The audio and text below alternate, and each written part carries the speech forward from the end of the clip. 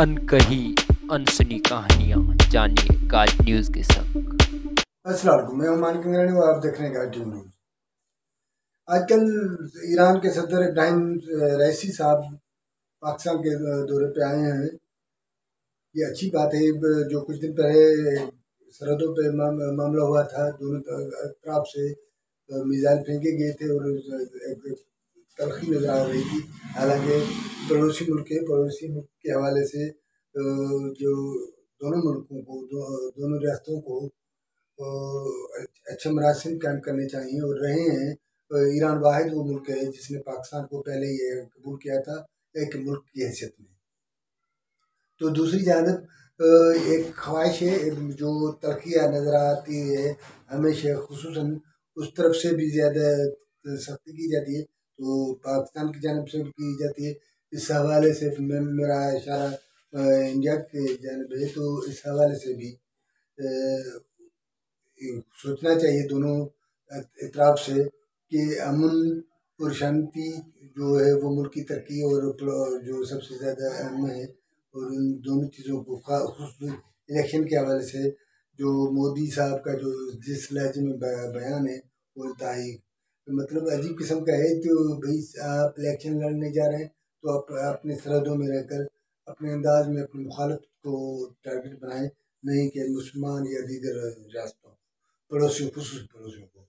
तो आज का हम ये तो मैंने इस हवाले से हमने बात की कि जो इब्राहिम रईसी साहब का जो 2 दिन का अपना दौरा है पाकिस्तान में, कल लाहौर था, आज कराची में उसने अल्लामा इकबाल साहब और कायद-ए-आज़म जनाब मोहम्मद जिन्ना साहब की मज़ारों पर हाज़िरी भरी है और वज़ीर-ए-आज़म, सदर और दीगर से मुलाकातें भी की हैं। तो ज़ाहिर है कि इसका असर पड़ेगा और असर पड़ना भी चाहिए, न सिर्फ अमन और बाकी मामला जो है वो भी आएंगे जो सामने उसके, क्योंकि एक अरसे से मामले ख़राब चल रहे थे, उसको ख़त्म करने के लिए बहुत ज़रूरी था। तो दूसरा आज का अहम मामला जो है जिस पे हम बिला करने जा रहे हैं वो है पंजाब की वज़ीर आला मरियम नवाज़ साहब। वैसे तो बिलावल भुट्टो ज़रदारी साहब ने भी इलेक्शन के दौरान 300 यूनिट फ्री करने, 700 यूनिट फ्री करने की दावाएँ की थी, लेकिन सिंध में वफाक में तो मुस्लिम नून की हुकूमत है, लेकिन उसके इत्तेहादी पाकिस्तान पीपल्स पार्टी है, उसको नज़रअंदाज नहीं किया जा सकता, क्योंकि भले वो पीपल्स पार्टी से इनकार करे कि वो वफाकी हुकूमत का हिस्सा नहीं है, लेकिन हुकूमत जो खड़ी है वो पीपल्स पार्टी के सहकार से खड़ी है और उसकी सपोर्ट से खड़ी है। अगर पीपल्स पार्टी की सपोर्ट नहीं होती तो वो हुकूमत नहीं बन सकती। इसके कहने पे क्यों, ये एक अलग मामला है, उसने क्यों कौमी असम्बली में हिस्सा नहीं लिए, अपने काबीना में हिस्सा शराकत क्यों नहीं की, इसका मेरा ख्याल ये है कि पीपल्स पार्टी उस मौके की तार में कि मुश्किल जो लम्हात है, मुश्किल जो सूरत हाल है, उसको नून लीग फेस करके जब आसानियों में आ जाए और मामला का सूरत हाल कंट्रोल में आ जाए तो यकीनन पीपल्स पार्टी अपना हिस्सा तलब करेगी और वफाक कैबिनेट में हिस्सा शिराकत करेगी और अपना हिस्सा लेगी। ये मैं पहले दिन से कहता आया हूँ। हम इस सिलसिले में मैंने काफ़ी पिछले व्लॉग्स में जिक्र किया है, लेकिन अब जो अहम बात है वो ये है कि पीपल्स पार्टी के चेयरमैन जनाब बिलावल भुट्टो ज़रदारी साहब ने कहा था कि वो जब वो हुकूमत बनाएंगे तो वो सारा रावी चैन ही चैन लिखेगा, जो गुर्बत खात्मा और गरीब को मुख्तलिफ मद में रियायत दी जाएगी, उसको आराइशें दी जाएगी, जो जिस कंडीशन में गरीब खुसूसन बिजली के हवाले से, बिजली की महंगाई के हवाले से उसने कहा कि 300 यूनिट तक जो होगा फ्री होगा। तो उसका अभी पीपल्स पार्टी ने सिंध में हुकूमत की है, ये पहली मतलब नहीं, पिछले 15-20 सालों में पीपल्स पार्टी की सिंध में हुकूमत है। मेरे ख्याल में 8-13 से जो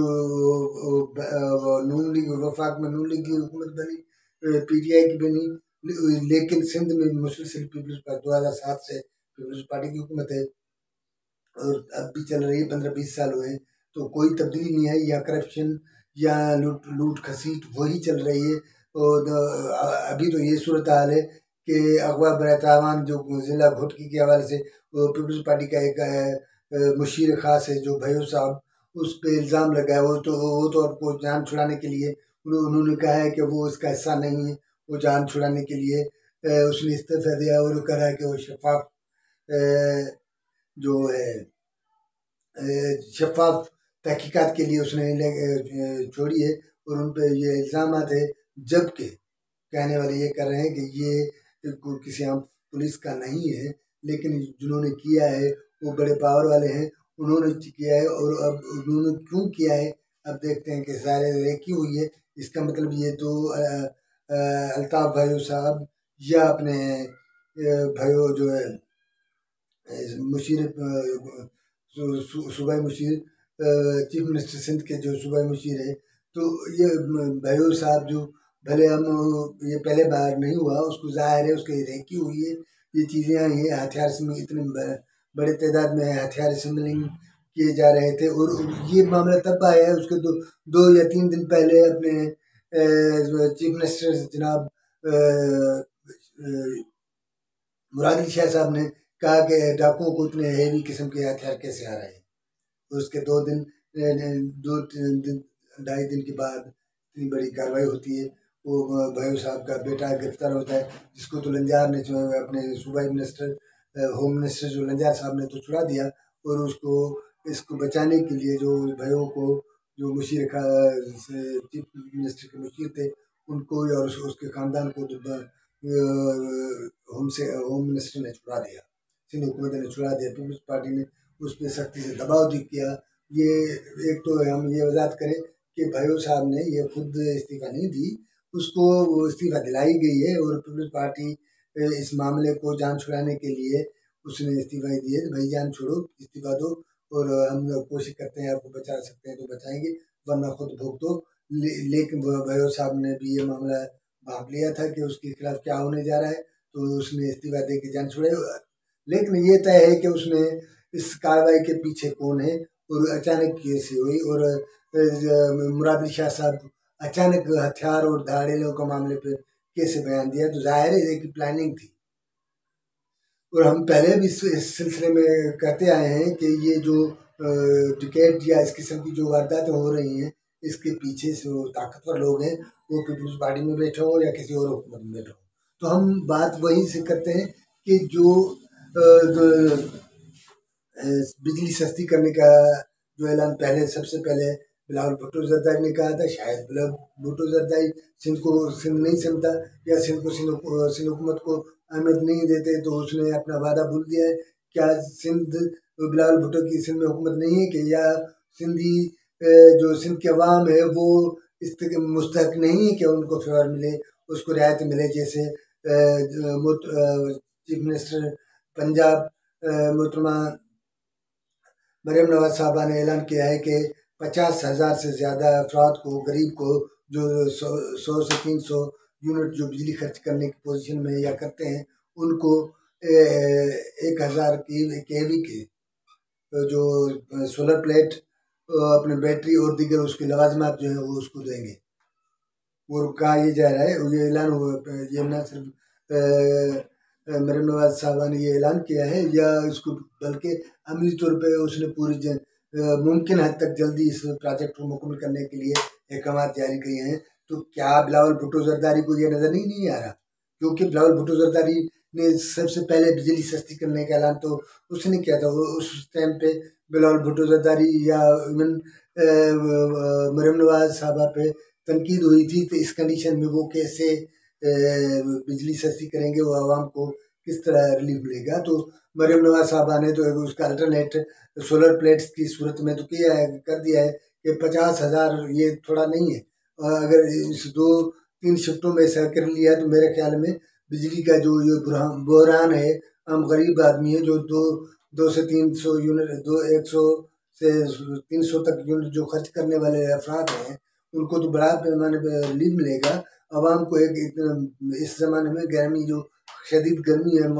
کلائمیٹ تبدیلی کی وجہ سے جو گرمیاں ہیں، ملک میں گرمی پیدا ہوئی ہے، تو اس صورتحال میں جو ان کو ریلیف مل رہا ہے، تو کیا سندھ کا عوام اس کا مستحق نہیں ہے؟ کیونکہ بلاول بھٹو زرداری اب جب وفاق میں جاتے وزیر اعظم ہوتے تو اس قسم کے اعلان کرتے. اب سندھ حکومت اس کی نہیں ہے، یا سندھ کا عوام اس کا چاہنے والا نہیں ہے. سندھ تو ہمیشہ پیپلز پارٹی کو ووٹ کیا ہے، بلاول بھٹو کو ووٹ کیا ہے. تو اس کا صلہ یہ ہے کہ اعلان کر کے بھول جاؤ. اب ہم پر امید ہیں اس حوالے سے کہ بلاول بھٹو کو یاد دلاتے ہیں وہ جو الیکشن موم میں اس نے جو نعرہ لگایا تھا کہ بجلی 300 تک یونٹ کو جو ہو گیا وہ فری کرے گا. تو ہم اس کو یاد دلانا چاہتے ہیں کہ جس طرح چیف منسٹر پنجاب نے اپنے عوام کو 50,000 سے زیادہ شہریوں کو ریلیف دیا ہے. سولر پلیٹ اور سسٹم جو 1000 کے وی سسٹم جو اس کو دیا ہے، اس میں بھی بیٹری ہے، دو پلیٹیں اور دیگر جو چیزیں اس کے پورے لازمات ہیں. تو اسی طرح ہم امید رکھتے ہیں کہ بلاول بھٹو زرداری سندھ میں اعلان کرے گا. اور ناظرین ہمارا اب تک اتنا، ہم اس امید پہ یہ دوبارہ رکھتے ہیں کہ بلاول بھٹو زرداری اپنے عوام کو ریلیف دے گا. اور ناظرین ہمارا پروگرام آپ لوگوں کو اچھا لگے تو